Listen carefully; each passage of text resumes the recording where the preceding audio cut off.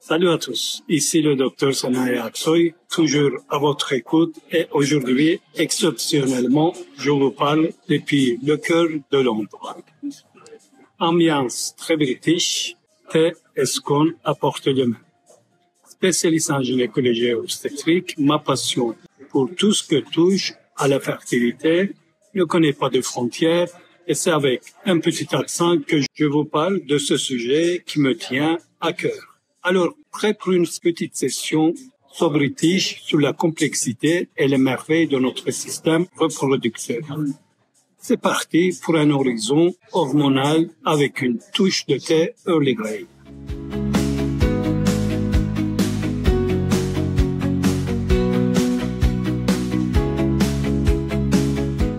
Imaginez votre cerveau comme le grand chef d'orchestre d'un opéra, donnant le coup d'envoi avec l'hormone folliculo-stimulante, c'est-à-dire FSH. C'est le début d'une symphonie qui va voir la croissance d'un follicule sur l'ovaire. Pensez à cela comme le premier violon qui commence l'harmonie. Ce follicule n'est pas là juste pour faire de la figuration. Oh que non. Il travaille dur pour produire de l'estrogène, ce qui booste votre énergie et améliore votre concentration. Vous voilà transformé en version super dynamique de vous-même. Au pic de l'estrogène, tout s'accélère. La glaire cervicale devient aussi performante et efficace qu'un gentleman ouvrant la porte lors d'un rendez-vous galant, facilitant ainsi grandement le passage des spermatozoïdes. Et puis, comme dans un final explosif, cet estrogène élevé pousse le cerveau à libérer une bonne dose d'hormones l'utilisant et déclenche l'ovulation.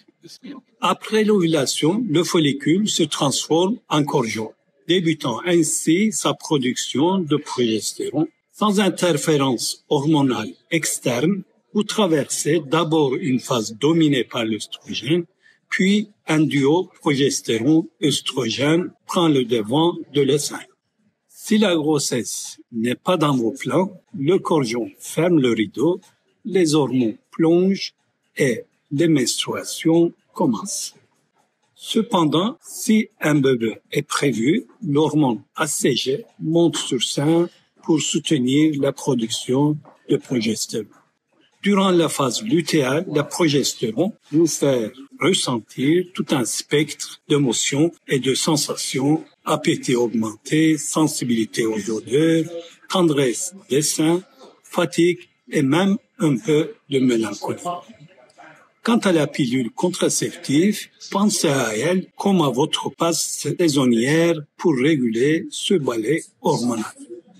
Avec ces ingrédients, l'estradiol et les progestatifs, elle peut empêcher l'ovulation et garantir que le sein, c'est-à-dire l'utérus, n'est pas prêt à accueillir un nouvel acteur, c'est-à-dire l'embryon.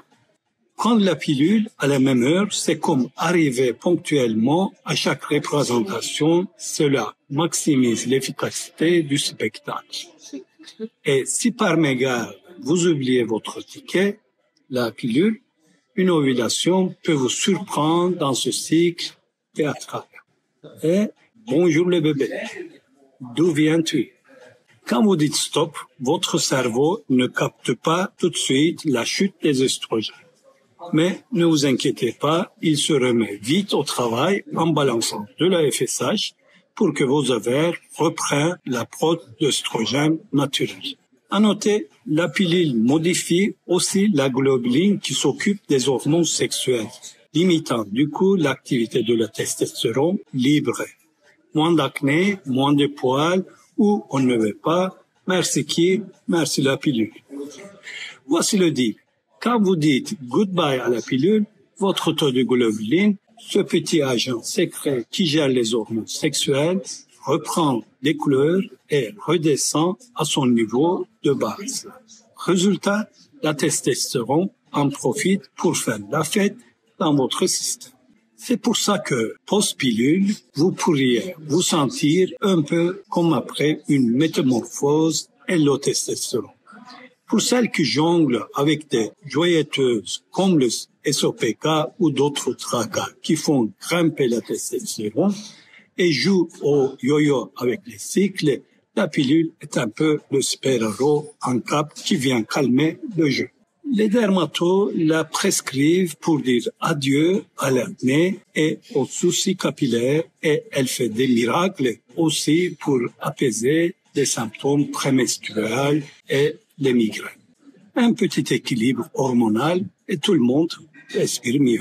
Surtout si les migraines vous font voir la vie en mode tempête. Mais attention, if un SOPK se cache dans l'ombre sans diagnostic, la pilule pourrait juste être un cache-misère et une fois que vous la laissez tomber, paf, c'est le retour à la réalité. Avec des cycles lunaires et une explosion de testostérone, signe qu'il n'y a pas eu d'ovulation. Un conseil d'amis.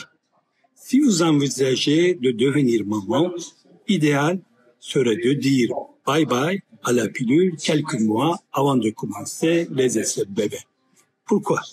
Pour laisser le temps à votre corps de retrouver son rythme naturel et vous donner un aperçu clair de votre état de fertilité. En résumé, que vous continuez à prendre la pilule ou que vous l'arrêtiez, c'est une décision super personnelle. Et si vous décidez de l'arrêter, rappelez-vous, pas besoin de potions magiques ou de vitamines spéciales pour rééquilibrer vos hormones. Juste un bon vieux multivitamine ou une vitamine prénatale si vous envisagez de peupler davantage cette belle planète. Voilà, chers amis, notre guide So British du système hormonal. Gardez vos questions prêtes et vos parapluies ouverts, car Londres n'est jamais sans une petite pluie, surtout en matière de rebondissement hormonal. Au revoir, my friends. Until next time, keep calm and carry on.